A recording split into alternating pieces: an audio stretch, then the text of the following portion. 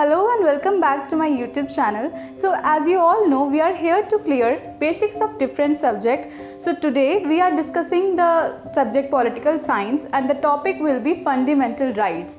So as you all know, it is a very important topic and it carries a lot of marks in different competitive exams. And हमारी basic knowledge के लिए भी fundamental rights तो हमें पता ही होने चाहिए ताकि कल को अगर हमारे fundamental rights का violation हो, so we can go to the court and ask कि ऐसा क्यों हो रहा है, चाहे वो equality को लेके, freedom of speech, expression, किसी भी opportunity को लेके किसी भी field में हो, we should have the knowledge of fundamental rights. So let's begin with the video. So let's begin.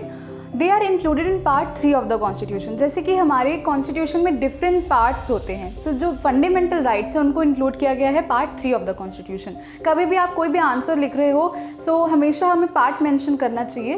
तो and the negative obligations of the state. What are fundamental rights? They are negative obligations, that is not to interfere in the liberty of an individual. एक individual की liberty में आपको interfere नहीं करना है. That is जो state है, अभी हम discuss करेंगे कि state क्या exact meaning होगा, उसको हमारे individual की liberty में interfere नहीं कर सकता है. That is ensured by the fundamental rights.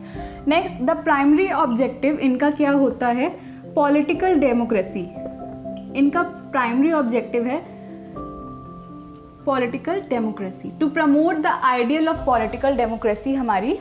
Then they operate as limitations. ये कैसे operate करते हैं? ये act करते हैं as a limitations on tyranny of executive and arbitrary laws of legislator. हमारे जो legislator जैसे कुछ नॉर्मल ऐसी कुछ लॉ निकाल दिया, ऐसी लॉ निकाल दिया जो हमारी फंडामेंटल राइट्स वायलेट कर रहा है. So we can go to the supreme court and हम बोलेंगे कि भाई ऐसा क्यों हुआ, एंड सुप्रीम कोर्ट इंश्योर्स कि वो हमारे फंडामेंटल राइट्स को प्रोटेक्ट करेंगे. सो दे ऑपरेट एज लिमिटेशंस. हमारे एग्जीक्यूटिव जो है वो कुछ भी नहीं कर सकते ऐसे. अगर फंडामेंटल राइट्स ना हो तो क्या हो जाए कंट्री का, कुछ भी हो रहा है कंट्री में, right. So and the aim is a government of laws and not of men. This is the primary aim of fundamental rights कि मतलब एक government, laws की government and not of men. So there are two types of rights, constitutional and statutory. ठीक है. Constitutional rights कौन सी होती हैं? Those rights which are ensured by the constitution itself. And statutory rights, those rights which are ensured by the parliament. Like जो हमारे normal laws जो passed by होते हैं parliament के, that are statutory rights. तो एक तो fundamental constitutional rights में आ जाएंगे fundamental rights हमारे, and then other constitutional rights. ये क्या होते हैं? Other constitutional rights like right to property, right to vote, और भी है यहाँ पे.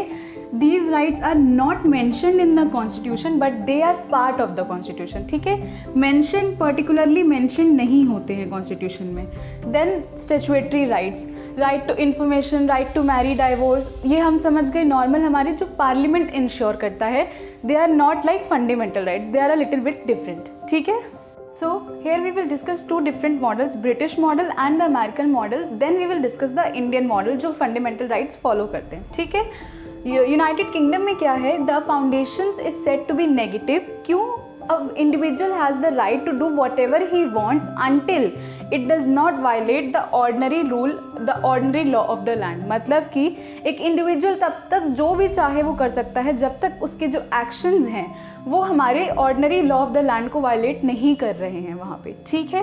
देन कोर्ट्स आर, जैसे कि यहाँ इंडिया में क्या है अभी के लिए, हमारे फंडामेंटल राइट्स वायलेट हुए तो we can go to the court and हम पूछ सकते हैं कि भैया अगर एग्जीक्यूटिव और लेजिस्लेटिव दोनों वायलेट कर रहे हैं तो we can go. But in United Kingdom, that is British model में क्या है?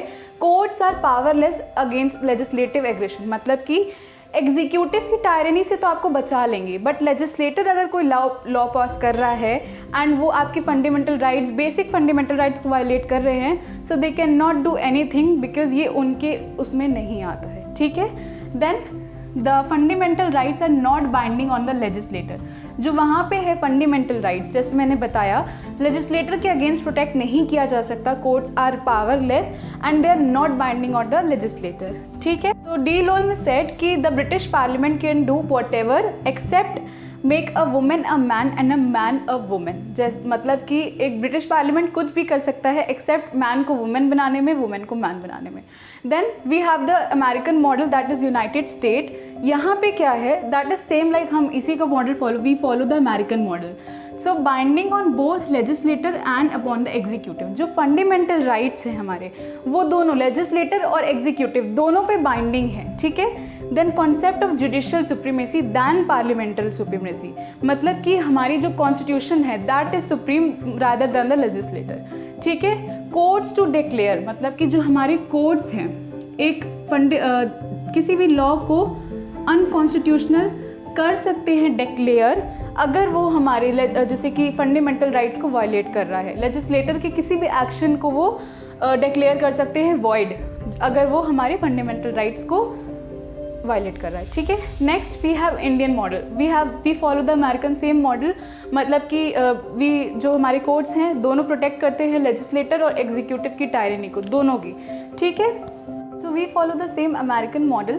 सो क्या है यहाँ पे, neither legislator nor executive can violate the fundamental rights. मतलब दोनों ही हमारे फंडामेंटल राइट्स को वायलेट नहीं कर सकते हैं. And the primary objective is to develop political democracy in India. I hope यहाँ पे फंडामेंटल राइट्स मीन क्या करते हैं वो क्लियर हो गया होगा. So now we will discuss what are the fundamental rights, ठीक है. So the very first article we are going to discuss is Article 12 that deals with the definition of the state. सबसे पहले हमारे Article 12 to 35 हमारे fundamental rights हैं. And जो first article है हमारा, हम पूरे आर्टिकल्स में डिस्कस करेंगे कि state shall not do this, state shall not do that, not ये नहीं कर सकते, वो नहीं कर सकते. सो अब स्टेट्स का मतलब ये नहीं कि हमारी कंट्री के different state what actually means in the fundamental rights वो हम यहाँ पे डिस्कस करेंगे. The state includes the government and parliament of India, that is जो हमारा गवर्नमेंट एंड पार्लियामेंट यूनियन है, union legislator. Then government and legislator of the states वो भी इंक्लूड किया जाएगा. ऑल लोकल अथॉरिटीज़ लाइक हमारी म्यूनिसिपैलिटीज़ हो गई, पंचायत हो गई, डिस्ट्रिक्ट बोर्ड्स हो गए, एंड देन इम्प्रूवमेंट ट्रस्ट जो भी हमारे स्टेट में इंक्लूड किए जाते हैं, स्टेट के अंडर आते हैं. That means all other authorities like LIC and different, मतलब कि जो भी हमारे अंडर वर्क कर रहा है एज अ गवर्नमेंट, जो हमारे लेंगे as a under state work कर रहा है. ऑल्सो सुप्रीम कोर्ट ने ये भी कहा था कि कोई भी private company that works as a instrument under the state वो भी हमारा in the definition of state include की जाएगी, ठीक है. सो यहाँ पे स्टेट का मतलब क्या होगा, कुछ भी agency, all the agencies that works under the state works under as a instrument of the government, that will mean as a state. मतलब कि अगर जैसे ये एजेंसीज हमारा वायलेट कर रही हैं fundamental rights, then we can go to the court and we can say कि ये हमारी भैया वायलेट हुई है, आप हमें प्रोटेक्ट कीजिए, ठीक है. Next is article 13. Article 13 states that laws inconsistent with or in derogation of the fundamental rights, that is the state shall not make any laws inconsistent with or derogation of the fundamental rights. मतलब कि पहले तो कोई भी state shall not make any laws, ठीक है. और दूसरी बात, all the laws before the commencement of the constitution, मतलब कि हमारी commencement of the constitution that is 26 जनवरी 1950 जब हमारा constitution लगा था. सो उससे पहले जितने भी हमारे राइट, जितने भी हमारे लॉज थे, अगर उनका कोई पार्ट या कुछ भी वो लॉज हमारे वायलेट कर रहे हैं फंडामेंटल राइट्स को, दैट लॉज या that portion should be declared null and void. मतलब कि वो जितना भी कोई हमारा पार्ट होगा, उतना पोर्शन होगा, वो हमारा डिक्लेयर कर दिया जाएगा null and void. Further the state shall not make any laws which snatch rights of the जो फंडामेंटल राइट्स हैं वो हमारे स्नैच कर रहे हों, वो स्टेट को कोई भी लॉ ऐसा नहीं बनाना है which are in contravention with the fundamental rights, because वो जो पार्ट है वो फिर से डिक्लेयर कर दिया जाएगा null and void with such contravention, ठीक है.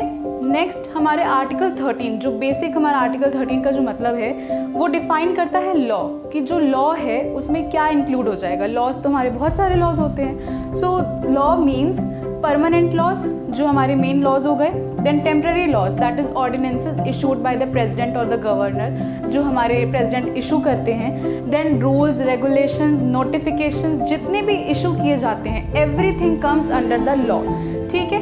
ये सब कुछ हमारा लॉ के अंदर इंक्लूड कर दिया जाएगा. एंड कोई भी लॉ हमारा इस पार्ट के फंडामेंटल राइट्स को स्नैच नहीं कर सकता, that is insured by the constitution, ठीक. सो अब ये क्वेश्चन होगा कि जो फंडामेंटल राइट्स हैं उनको अमेंड भी तो किया जाता है, तो वो कैसे किया जाता है ना, बिकॉज फंडामेंटल राइट्स अब ये तो है नहीं कि जब से बने हैं तब वैसे के वैसे ही हैं, उनमें कुछ इंसर्ट किया गया है, कुछ अमेंड किया गया है, सो वो कैसे होता है। तो उसको आंसर करने के लिए fundamental rights can only be amended by a constitutional amendment act and not by an ordinary law. मतलब कि जब फंडामेंटल राइट्स को अमेंड करना है तो वो सिर्फ हमारा कॉन्स्टिट्यूशनल एक अमेंडमेंट एक्ट जब पास किया जाएगा तभी अमेंड हो सकते हैं, एक ऑर्डिनरी लॉ पास से उससे कुछ नहीं होने वाला है, ठीक है। Also, nothing is in this article shall apply to any amendment of the Constitution made under Article 368। मतलब कि इस आर्टिकल में जो कुछ भी है उसे अमेंड नहीं किया जा सकता है, जैसे कि जो हमारे अमेंडमेंट्स किए जाते हैं वो आर्टिकल 368 के अंदर किए जाते हैं, ठीक है। देन इस आर्टिकल में जो कुछ भी गिवन है आपको, जो मैंने पहले बताया, वो आप अमेंड नहीं कर सकते हो। ये हमारा इंसर्ट किया गया है किससे, inserted by the Constitutional Amendment Act, that is 24th Constitutional Amendment Act 1971। ये आप नोट कर सकते हो because it can be asked in various exams, so this cannot be amended। Okay, we will move further to Article 14। Next is Article 14। पहले तो Article 14 to 18 we count as right to equality only, but particularly Article 14 that is right to equality, पहले तो ये दोनों को available है, that is citizens and as well as foreigners, ठीक है। मतलब कि जो हम except enemy aliens, I guess enemy aliens यहाँ पे सबको पता होगा, ऐसी कंट्रीज से जो आते हैं फॉरेनर्स हमारे, जो कि हमारी एनिमी कंट्रीज़ हैं, उनको हम एलियंस बोलते हैं एंड उनको ये अवेलेबल नहीं होते हैं, एक्सेप्ट दैट सिटीजन्स और फॉरेनर्स दोनों को अवेलेबल होते हैं, ठीक है। इसकी स्टेटमेंट देखिए, the state shall not deny to any person equality before law and equal protection of the laws within the territory of India. अब इसका मतलब क्या है कि जो स्टेट है, स्टेट हमने फर्दर पहले अभी पढ़ चुके हैं कि स्टेट के अंदर क्या क्या आ जाएगा, that should not deny to any, shall not deny to any person equality before law. मतलब कि पहले तो कोई भी दो इंसान सेम नहीं होते हैं, अलग अलग ट्रीटमेंट्स में अलग अलग उनको ट्रीट किया जाता है। सो किसी को भी इक्वालिटी बिफोर लॉ, हम इन दोनों को मतलब अभी पर्टिकुलरली देखते हैं। Equality before law is a negative concept, ये एक नेगेटिव कॉन्सेप्ट है और ये कहाँ से लिया गया है, ये यूके से लिया गया है, ठीक है, United Kingdom. Then equal protection of the laws, it is a positive concept and ये हमने बोरो किया है यूएस से, ठीक है। So what is equality before law, what exactly it means. पहले तो इक्वालिटी बिफोर लॉ जो है, it is a conclusion drawn from A V Dicey's concept of rule of law. A V Dicey ने कॉन्सेप्ट दिया था रूल ऑफ लॉ, जो equality before law है वो हम एक कंक्लूजन ड्रॉ किया हुआ है हमने रूल ऑफ लॉ से। मतलब इमिडिएटली जो हम कंक्लूजन ड्रॉ करते हैं तो what does that mean, rule of law के मेन पॉइंट्स क्या है वो देखेंगे।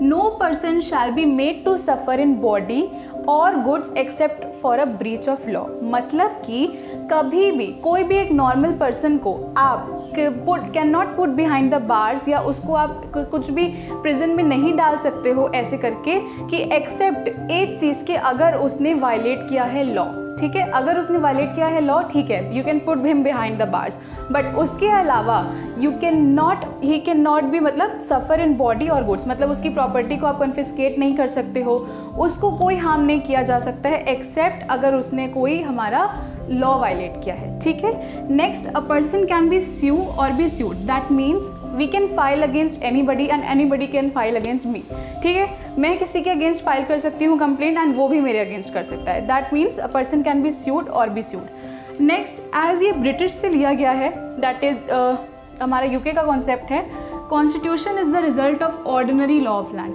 बट इन इंडिया जब हम इसे इक्वालिटी बिफोर लॉ जो हमारे कॉन्सेप्ट में आता है, वहाँ पे स्टेटमेंट, सिर्फ ये थर्ड स्टेटमेंट चेंज है, that is constitution is the result of supreme laws of the land, ठीक है, सुप्रीम है हमारा कॉन्स्टिट्यूशन जो है।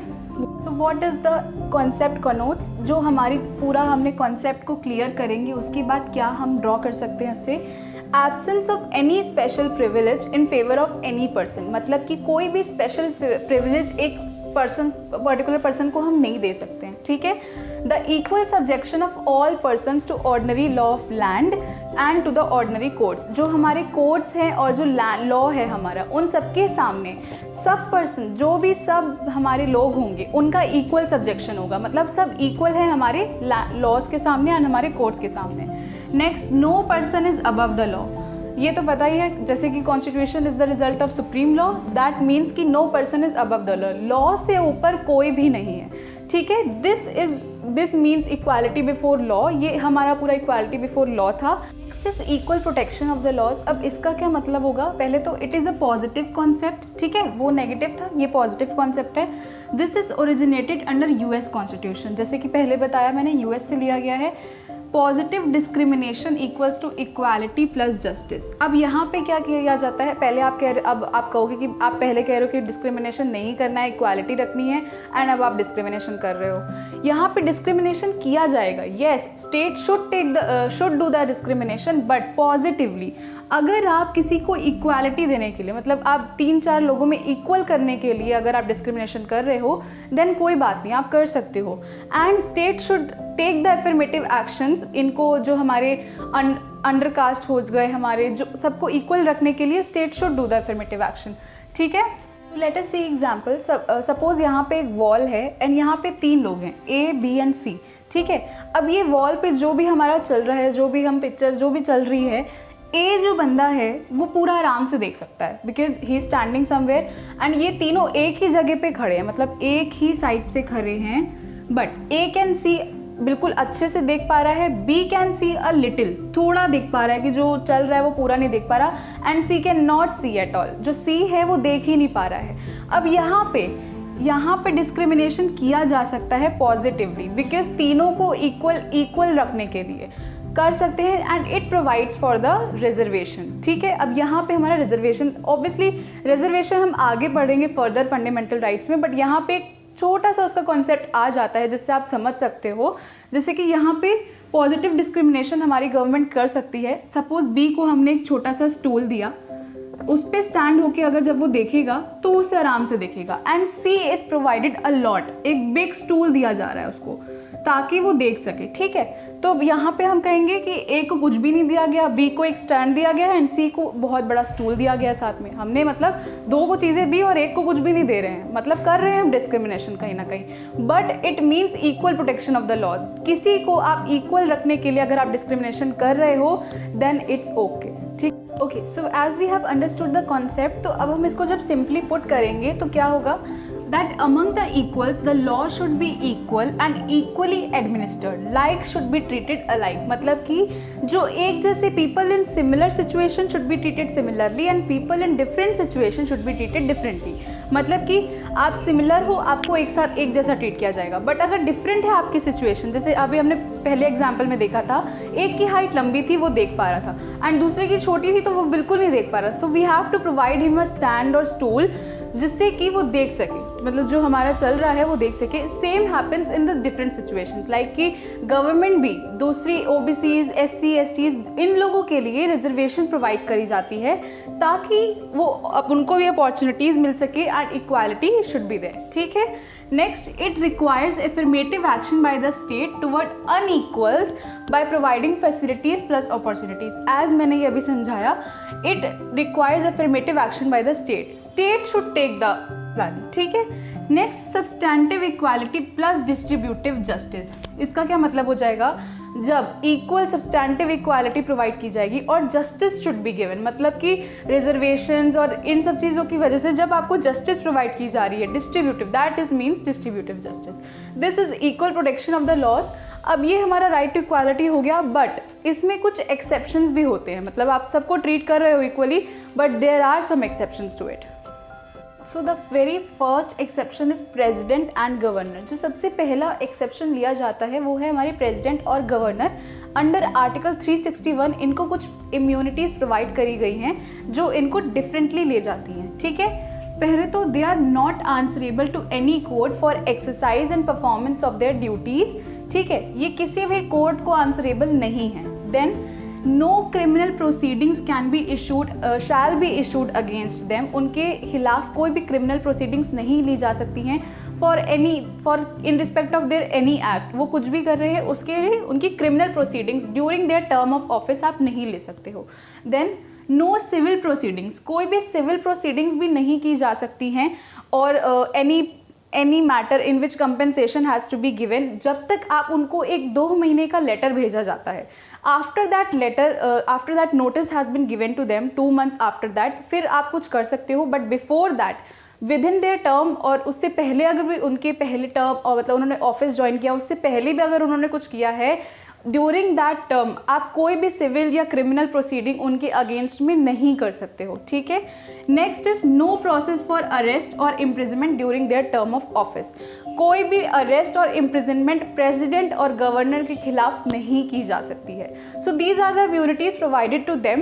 Next exception is that no person shall be liable to any civil or criminal proceedings in any court in respect of publication in a newspaper of a true report of any proceeding of either house।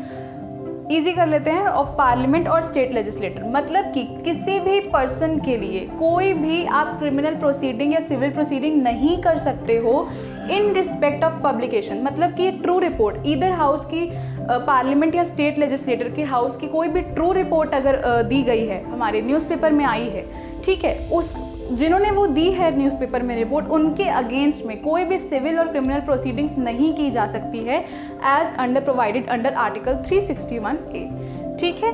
Next is no member of parliament shall be liable to any proceeding in any court in respect of any vote given by him, ठीक है। मतलब कि पहले तो this is for parliament, like कि किसी parliament के कोई भी, जो हमारा यूनियन लेजिस्लेटर है, उसके कोई भी मेंबर के अगेंस्ट में आप कोई भी प्रोसीडिंग सिविल या क्रिमिनल प्रोसीडिंग नहीं कर सकते हो इन रिस्पेक्ट ऑफ, उन्होंने कोई वोट दिया है किसी अगेंस्ट पार्टी में, या कोई पर्टिकुलर वोट जो भी उन्होंने दिया है उसके अगेंस्ट, उसके खिलाफ आप उसकी वजह से कोई भी उनके लिए प्रोसीडिंग नहीं की जा सकती है। This is provided under article 105, ये इम्यूनिटी उनको प्रोवाइड की जाती है। Same no member of legislator, जैसे कि पार्लियामेंट के मेंबर्स को प्रोवाइड की जाती है इम्यूनिटी, सेम इम्यूनिटी प्रोवाइड की जाती है स्टेट लेजिस्लेटर के मेंबर्स को under article 194। There are some exceptions, बस आपको ये याद रखने हैं कि किस किस, जैसे प्रेसिडेंट और गवर्नर के थे वैसे उनके 361, वैसे यहाँ पे 361A, आर्टिकल 105 एंड 194। फर्दर आप ये जब पढ़ते जाओगे तब ये आर्टिकल्स रिपीट होंगे, सो वो अच्छे से समझ में आ जाएगा। But next is article 31C is an exception to article 14, मतलब कि हमारे directives principles of state policy, जो हमारे 31C में एक आर्टिकल है, 31C is an exception to article 14, मतलब कि वो क्या स्टेट करता है, आर्टिकल 31 हम आगे पढ़ेंगे, वो क्या स्टेट करता है, that laws made by the state for the implementing directive principles under article 39 clause B and C, मतलब कि जब स्टेट जो लॉज बना रहा है, ठीक है, इन आर्टिकल 39 में जो directive principles of state policy दिए गए हैं क्लॉज B और क्लॉज C को इम्प्लीमेंट करने के लिए, वो आप नहीं हटा सकते हो। That is an exception to article 31C। Supreme court ने कहा था कि when article 31C comes in, article 14 goes out, मतलब कि आप उनको डिक्लेयर नहीं कर सकते हो null and they can not be void, okay.